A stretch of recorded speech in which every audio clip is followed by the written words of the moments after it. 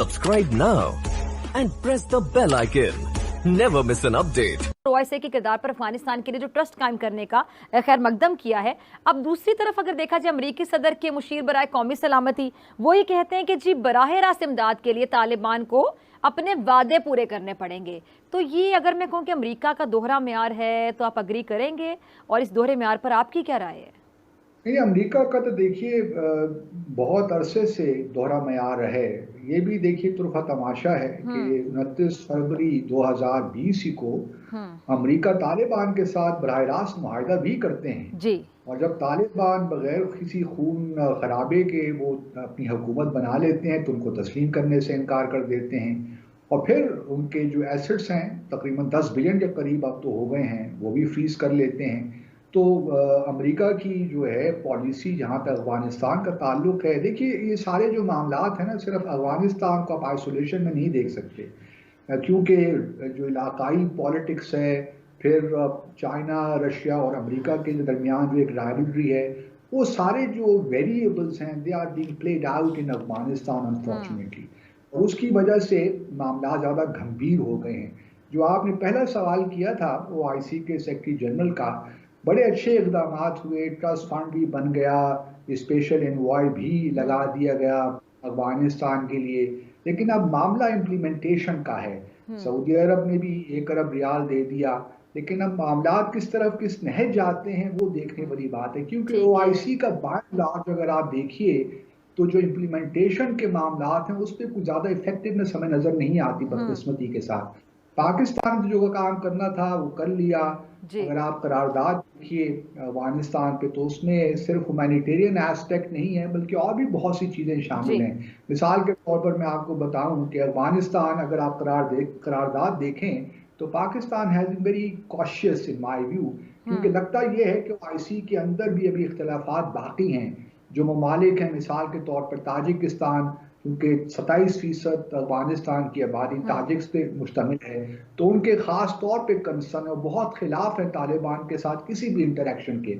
मेरा अपना ख्याल ये है कि ह्यूमैनिटेरियन क्राइसिस तो एक एस्पेक्ट है, लेकिन जब तक आप तालिबान के साथ एक्टिवली इंगेज नहीं करेंगे और इकोनॉमिक जो मेल्ट डाउन हो रहा है उसको रोकने की कोशिश नहीं करेंगे तो ये ह्यूमैनिटेरियन क्राइसिस से भी आप सही तौर एड्रेस नहीं कर सकते। हमें पता भी था, ये तय भी हो गया है, अब जहाँ भी बलदियाती इंतखाब होंगे तो वहाँ भी इसी तरह के नतीजे आएंगे कि एक जो PTI की जमात है वो बड़ी अनपॉपुलर हो गई है। उसकी जो अक्सरियत उसे दिलवाई गई थी, उसे अक्सरियत मिली थी, वो आपको अक्सरियत खो चुकी है, वो डिलीवर नहीं कर सकी, उनकी कोई कारकर्दगी नहीं है। तो अब इन इलेक्शन के बाद तो पहली बात तो यही है कि उनके लिए खुद भी बड़े सवाल उठते हैं कि क्या अब उनके लिए हुकूमत में रहना जायज़ है, लेकिन वो हुकूमत इस तरह नहीं छोड़ेंगे। बहरहाल ये तहरीक जो है वो अपने तौर पर ज़रूर उसका इम्पॉर्टेंट है, उनको ये बड़ा हथियार हाथ में आया है, उनको अवाम की पल्स का भी पता चल गया, उन्हें बड़ी कोशिश करके लोगों को साथ निकालना चाहिए और कोशिश करनी चाहिए कि इस हुकूमत से जितनी जल्दी जान छुड़ा सके छुड़ानी चाहिए।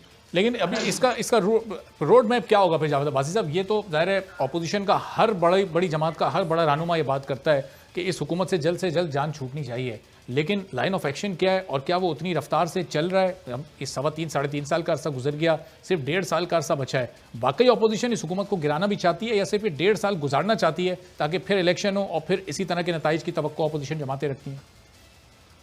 देखिए, एक तो ये है कि आप आईनी कोई रास्ता इख्तियार कर सकते हैं या कुत्तों को घर भेजने का कोई गैर आईनी तरीका नहीं है। आईनी तरीका जो है वो एक ही है कि आप प्राइम मिनिस्टर के खिलाफ वोट ऑफ नो कॉन्फिडेंस देके आए। एक तरीका था जो मौलाना साहब भी कह रहे थे, कुछ लोग कह रहे थे कि इस्तीफे दे दें और आप बाहर आ जाएं। कुछ जमातों का ख्याल था कि अगर पीपल्स पार्टी साथ नहीं मिलती तो इस्तीफे देना को कोई फायदा नहीं होगा, फिर बाई इलेक्शन में ही जाना पड़ेगा तो उसका कोई बड़ा शायद इम्पैक्ट ना पड़ सके। पीपल्स पार्टी का ये ख्याल था कि वोट ऑफ नो कॉन्फिडेंस लानी चाहिए। अब वोट ऑफ नो कॉन्फिडेंस लाने के लिए आपके पास एक अददी तादाद होनी जरूरी है, या जो जिन लोगों ने सपोर्ट में उनको खड़ा किया हुआ है वो लोग जो है वो अगर उनके साथ से पीछे हटें तो तब भी लाई जा सकती है। अच्छा जी, फारूक क्या कह रहे हैं कि जी एक शख्स टीवी पर आकर कहता था जिसका नाम शहबाज शरीफ है, जो बड़े बड़े लंबे लंबे बूट भी पहना करते थे, सर पर टोपी भी पहन कर आते थे, वो कहते थे कि मैंने एक धेले की करप्शन नहीं की है, एक धेले की चोरी नहीं की है, लेकिन अब पता चल रहा है कि जी चिन्नौट में जो रमज़ान शुगर मिल है शहबाज ने वहां पर चाय पिलाने वाला, दरवाज़ा खोलने वाला, सिक्योरिटी गार्ड, चौकीदारों के नाम पर अपने अकाउंट्स खोल रखे हैं। और फारूक हबीब चोरों का एक इलाज बताते हुए कहते हैं कि उनका एक ही इलाज है, और वो इलाज ये है कि इन सब को जेल में डाला जाए, इन सब से लूटा हुआ पैसा निकालकर अवाम को वापस किया जाए। अच्छा, अब दूसरी जानिब राना सनाउल्लाह साहब भी हुकूमत पर जवाबी वार करते हुए बोल रहे हैं कि जी इनके पास हमें गिरफ्तार करने या हमारे खिलाफ झूठे मुकदमे बनाने के अलावा कोई और काम है ही नहीं, और ये लोग ये चाहते हैं कि मियाँ शहबाज शरीफ जो हैं उनके खिलाफ किसी ना किसी तरीके से कोई फैसला ले लें और मुस्लिम लीग नून को किसी तरह नुकसान पहुंचाया जाए। अब राना सनाउल्लाह साहब हुकूमती वजीरों और तर्जुमानों को बाकायदा निशाने पर रखते हुए बोल रहे हैं कि ये लोग सुबह 10 बजे से शुरू हो जाए और रात तक इनका यही काम है कि नून लीग को किस तरह से निशाने पर रखा जाए। अच्छा, राना साहब ने बात आधी की है, नून लीग हो चाहे तहरीक इंसाफ, दोनों का एक ही काम है कि एक दूसरे पर किस तरह तनकीद की जाए। और बाकी एक बात तो मुझे सही लगती है थोड़ी बहुत कि सारी रात सोचते रहते हैं कि कैसे सुबह हो और सुबह होते ही आकर एक दूसरे पर तनकीद का सिलसिला शुरू हो जाए, और वाकई सुबह 9-10 बजे फिर सिलसिला शुरू हो जाता है और रात तक जारी रहता है, जिस पर अफसोस ही किया जा सकता है। मरियम औरंगजेब का क्लिप होगा, टीम जरा चलाइएगा। अच्छा जी, मरियम साहब क्या फरमा रही कि इमरान खान साहब दूसरों पर इल्ज़ाम लगाते हैं जबकि आपके अपने लोग करप्शन में मुलव्विस हैं, और क्या कह रही हैं कि जी आपके अपने लोग आप पर इल्ज़ाम लगाते हैं कि जहांगीर तरीन इमरान खान के खर्चे उठाता था। 72 साल की तारीख में किसी ने करप्शन की है तो वो इमरान खान है। इमरान खान की करप्शन की गवाही उनके दाएं बाएं बैठे लोग दे रहे हैं। और मरियम साहबा मजीद ये फरमा रही कि जो ऑडिटर जनरल की रिपोर्ट बता रही है कि इमरान खान ने कोविड फंड का पैसा खाया है।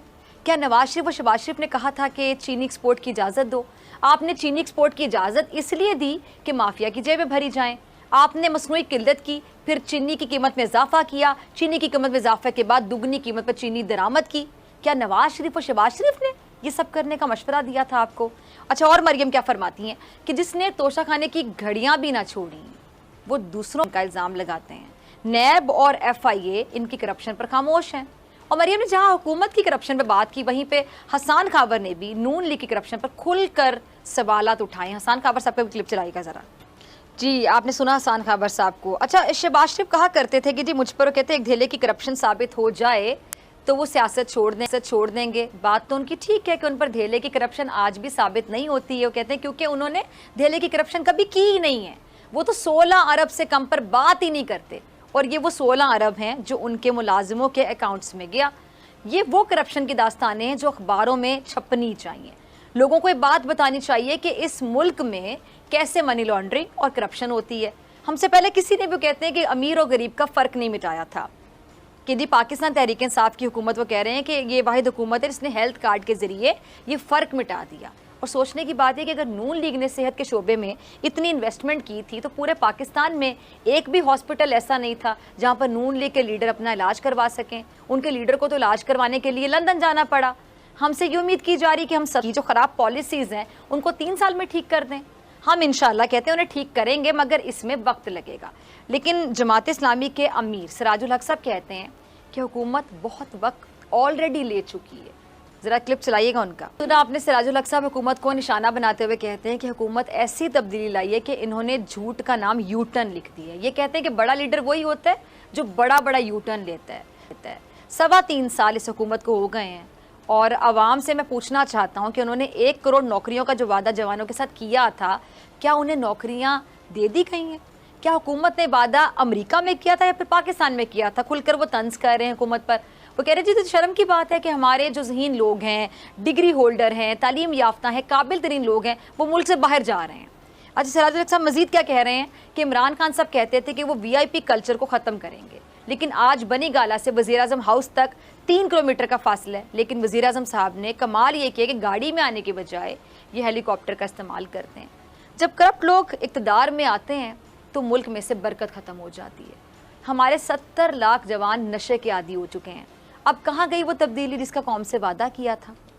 अच्छा, अब पर अपने भी हुकूमत पर खूब बरस रहे हैं और घर के भेदी लंका ढाने वाला मामला चल निकला है।